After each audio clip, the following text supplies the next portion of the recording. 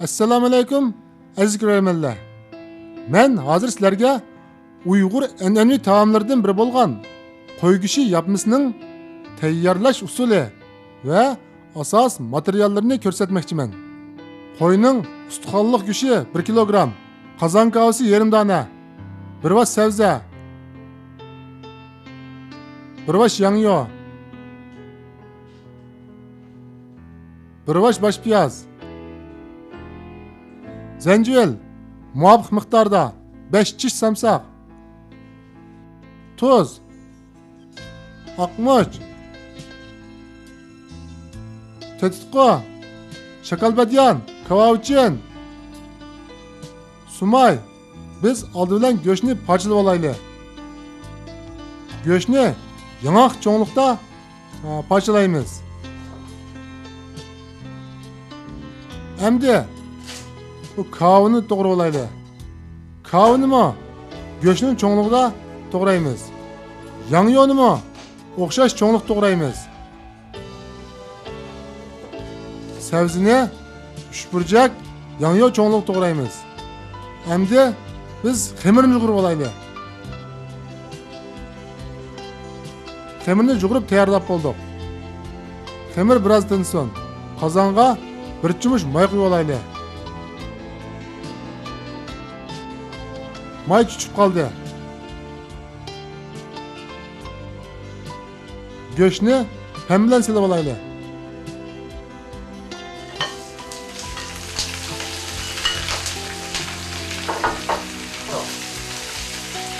Qo'yamiz. Go'sht qo'rilgandan keyin tuzdan 1 bal qo'shib solamiz.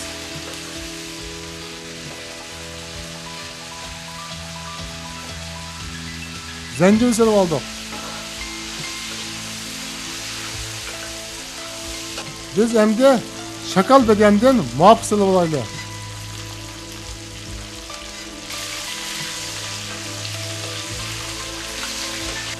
Go'sht chalib chiqqandan keyin hamdir qiyamini silib olaylik. Orqadan jangyudan muvofiq miqdorda qo'yamiz.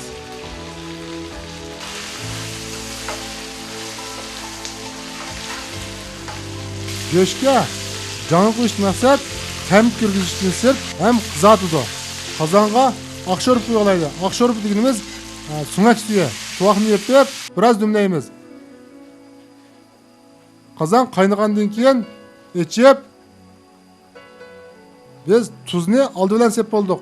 Qoldirmaklardan oqmuch 1 bal qo'shiq. Tetikqo yarim bal qo'shiq.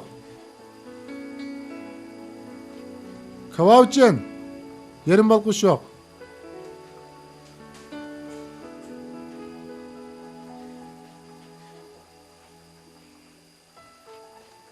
Dermeklerini sep bo'ldik. Qozon qayndi.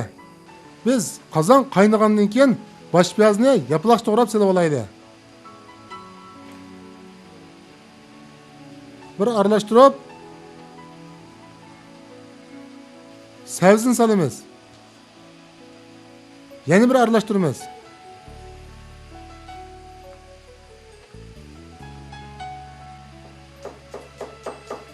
Samsaqni cho'ng-cho'ng yaplash to'g'rab solamiz.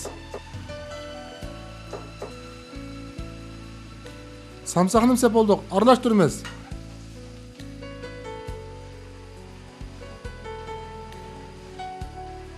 Tovuqni yapdik. Tovuqni yepib, bo'shotib biroz qaynataylik. Endi bu xamirni uzib olaylik.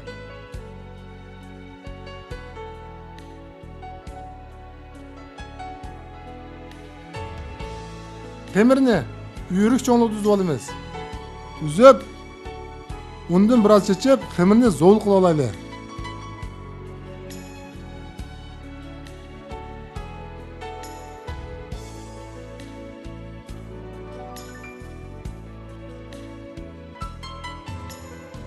Endi sabza chalib pishib qoldi. Orqadan yangyon solaylik. Bir qaynagandan keyin tovuqni ichib, orqadan bu kavun solamiz. Kavani üstüge salamiz. Aralashtirasini izlik tutadi.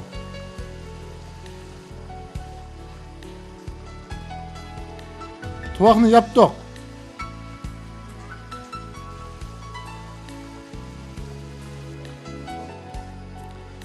Kavani silib, taxminan 10 minut atrofida dumlaymiz.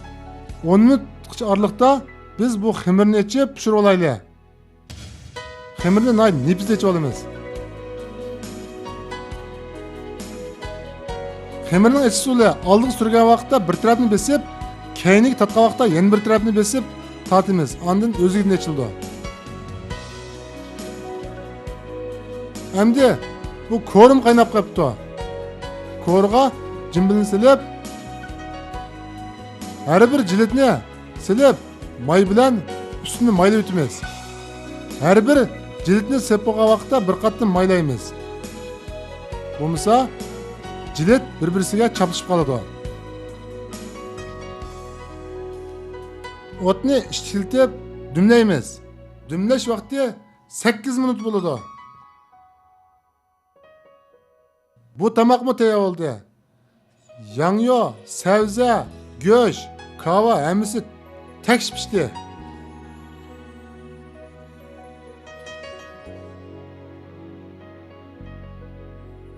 Bu jilitmi pishib qoldi. O'tni o'chirib, peter poshkalni bu tayyorlangan qo'rning ustiga yepib,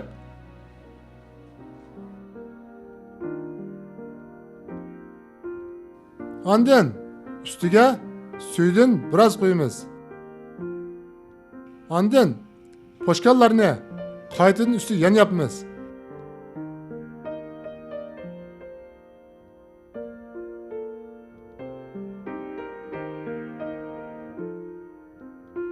Qoldi sho'rplarni ustiga qo'yamiz. Bu yapma biz Uyg'urlarning eng oliy tamog'i hisoblanadi.